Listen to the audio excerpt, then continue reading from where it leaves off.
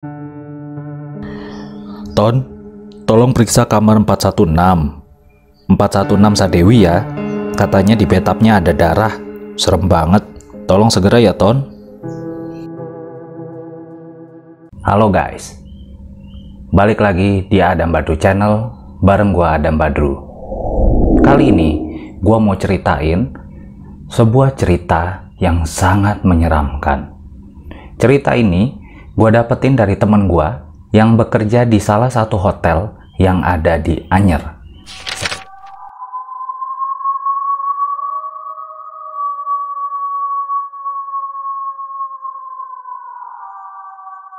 Seperti apa ceritanya? Cekidot. Sebelumnya guys, jangan lupa like, subscribe, dan juga komen supaya gua bisa semangat lagi bikin video-video lainnya.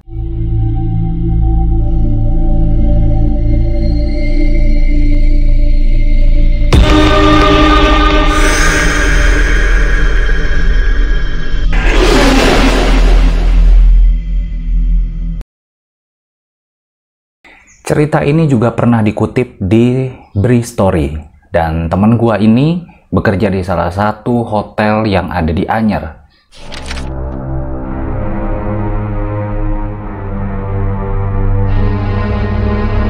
Nggak semua hotel memang, tapi di hotel tempat temen gua kerja ini banyak banget sering kejadian-kejadian horor. Sebut aja temen gua ini namanya Tono. Kelahiran Semarang, umur 29 tahun, pekerjaan di salah satu hotel yang paling tua yang ada di Anyer.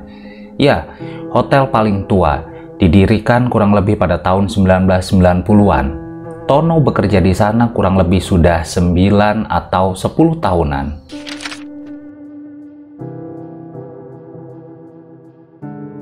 Tono pernah bercerita di tempat dia bekerja. Hotel di mana dia bekerja ini memang fasilitasnya sangat lengkap. Ada kolam renangnya, ada fitness centernya, lounge, terus juga banyak banget. Bilang juga bahwa hotel ini berdiri pas di pinggir pantai. Pantainya juga nyaris tanpa karang. Pokoknya kalau teman-teman pernah ke Anyer pasti pernah ngelewatin hotel ini karena hotel ini berada di pinggir jalan. Tapi ya tadi itu, namanya juga hotel yang udah tergolong tua. Jadi gedung-gedungnya pada umumnya hotel ini juga banyak memunculkan cerita-cerita serem di dalamnya. Tono cerita ke gua memang sebetulnya hotel ini harusnya udah direnovasi karena banyak bagian-bagian yang udah nggak berfungsi, kayak lampu mati, kemudian juga bangunan-bangunan yang sudah terlalu tua dan macam-macam. Terus Tono juga pernah bilang sama gua, hotel ini tuh kayak punya media sosial, dan pada saat Tono iseng-iseng baca media sosial ini, banyak banget komentar-komentar netizen yang pernah nginep di sana yang sering mengalami kejadian horor. Ya, kejadian horor. Jadi setiap kali ada orang yang nginep di hotel ini, pasti pernah mengalami kejadian serem. Kemudian mereka cerita ke handai tolan, ke teman-temannya. Ya alhasil hotel ini semakin menyeramkan. Ya memang nggak bisa dipungkirin bahwa hotel ini memang serem.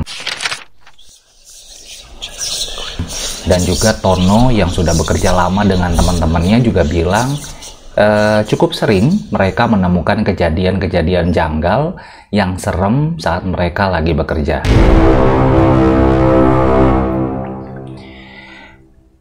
Suatu hari si Tono ini bercerita ke gua kalau dia ditelepon oleh supervisornya. Malam itu Tono bekerja shift malam.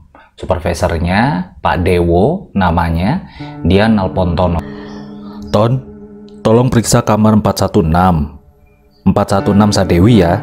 Katanya di bathtubnya ada darah. Serem banget. Tolong segera ya, Ton. Jam 11 malam, suaranya dari Pak Dewo di HT untuk mengecek salah satu kamar yang katanya ada darahnya. Dan Tono pun menyanggupi dan akhirnya dia menuju ke kamar yang dimaksud. Dalam hati Tono berpikir, ada darahnya, bathtub, apalagi ini? Pada saat itu juga Tono bercerita, padahal tamu sepi. Dan juga ini masih tengah pekan, jadi tamu juga belum banyak yang check-in.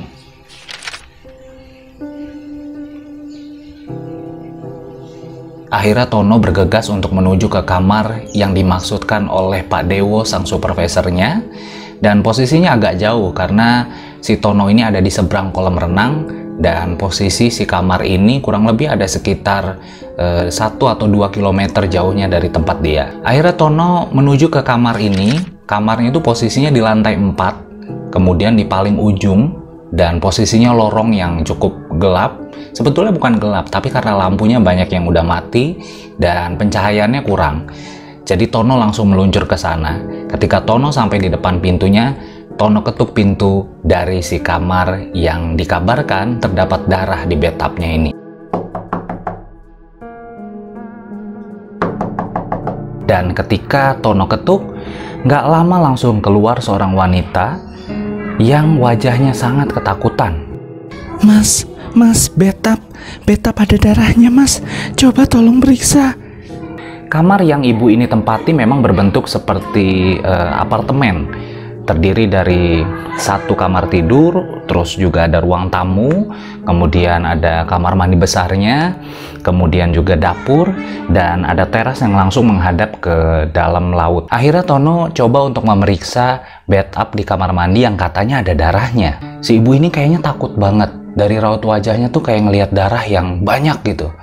Dan akhirnya Tono permisi ke si ibu ini untuk mengecek bathtub di kamar mandi. Dia ngelewatin pintu utama.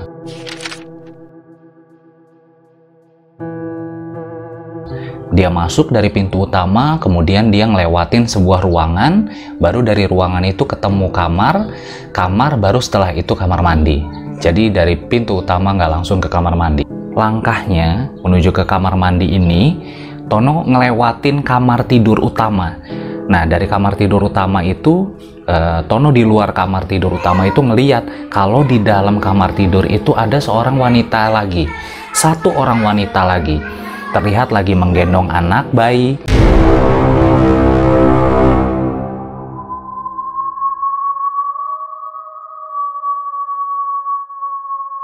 Lagi menggendong anak bayi, dan terlihat bayi itu kelihatannya cukup pulas, bergoyang ke kanan ke kiri si ibu ini seperti sedang menidurkan bayi tersebut. Pikir Tono dalam hatinya, kayaknya si ibu ini berdua, nggak sendirian.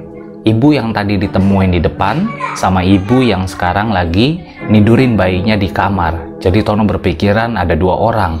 Akhirnya Tono coba untuk mengecek kamar mandi. Kelihatan dari kamar mandi yang memang sudah cukup usang dan sudah tua kemakan umur. Tono cek langsung ke bathtubnya. Guys, kata Tono, di bathtubnya bersih, nggak ada apa-apanya. Semuanya tertata dengan rapi, lantainya kering, bathtubnya memang keisi air setengah dan bersih, dan nggak ada air sama sekali. Pokoknya aman. Tono memutuskan untuk pamit ke si ibu ini. Bu, saya pamit dulu, Bu. Tapi ibu yang di dalam kamar dia pamitnya.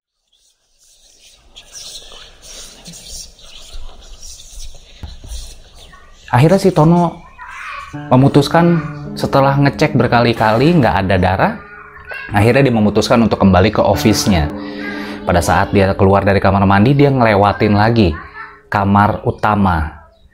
Dan di kamar utama itu, dia menyapa si ibu-ibu ini yang lagi gendong bayi. Kemudian dia bilang, Bu, nggak ada darah sama sekali ya, Bu.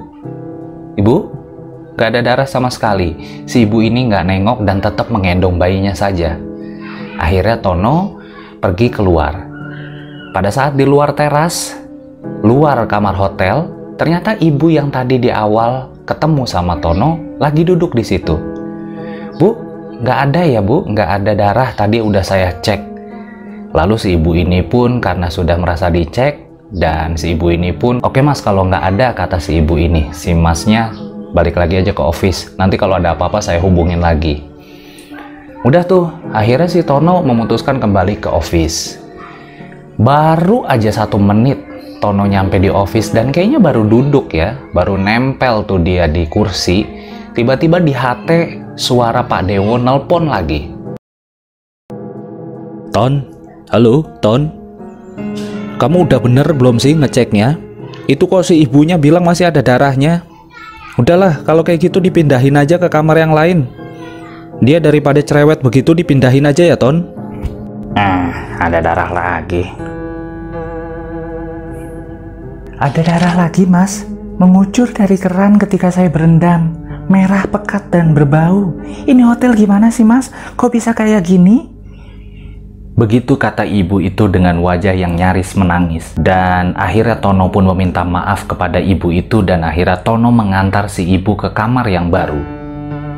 Kemudian mereka keluar kamar menuju ke kamar yang baru di lantai 3. Ibu itu hanya berjalan sendirian, sementara Tono berjalan di belakangnya dengan membawa 2 tas besar milik si ibu. Tapi bukannya ada satu perempuan lagi dengan bayinya? Dalam hati Tono bertanya-tanya. Mungkin mereka sedang berada di luar kamar. Begitu kesimpulan Tono di dalam hati. Tapi karena ada rasa penasaran semakin menjadi-jadi, akhirnya Tono bertanya kepada si ibu. Bu, ibu yang satu lagi kemana ya? Yang tadi di kamar sedang menggendong bayi. Tanya Tono ketika mereka sedang berada di depan pintu lift. Mas, jangan nakutin ya. Jangan macem-macem, Mas. Saya di kamar sendirian sejak siang. Suami saya sedang dinas di luar hotel. Tidak ada siapa-siapa di kamar selain saya. Begitu jawab si ibu itu. Kemudian Tono terpaksa harus berbohong. Tono bilang mungkin salah kamar karena sebelumnya Tono memeriksa beberapa kamar juga. Berarti siapa yang Tono lihat tadi di dalam kamar? Yang sedang menggendong bayi. Malam itu lantai 4 ini sangat sepi. Di depan lift hanya ada mereka berdua. Mereka hanya berdiam diri menunggu pintu lift terbuka. Sangat hening.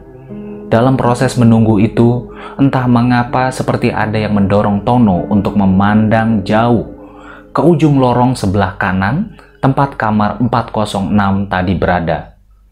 Lorong remang cenderung gelap karena beberapa lampunya dalam keadaan mati. Ternyata di ujung lorong Tono melihat sesuatu. Tono melihat sosok yang gak kelihatan jelas, berdiri diam sambil menggendong bayi.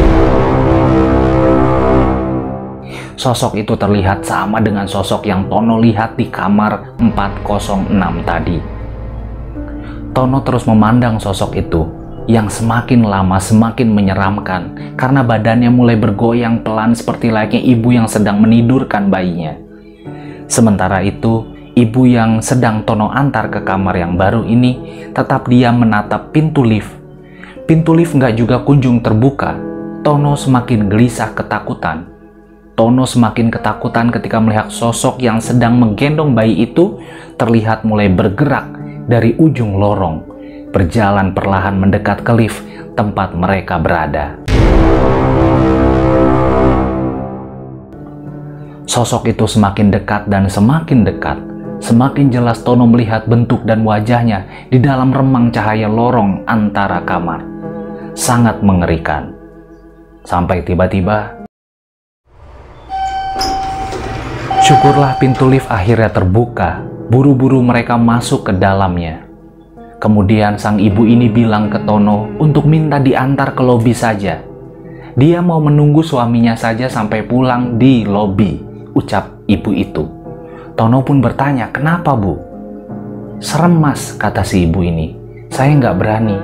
Tadi saya juga melihat perempuan sedang menggendong bayi berjalan di lorong. Itu bukan orang mas, itu setan.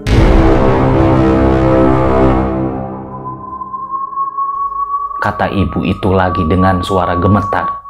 Dalam perjalanan menuju lobi, mereka diam tanpa berbincang, sama-sama ketakutan. Itu dia guys, sebuah cerita yang gue dapatin dari Bri Story dan juga dari teman gue langsung yang bekerja di salah satu hotel yang ada di Anyer.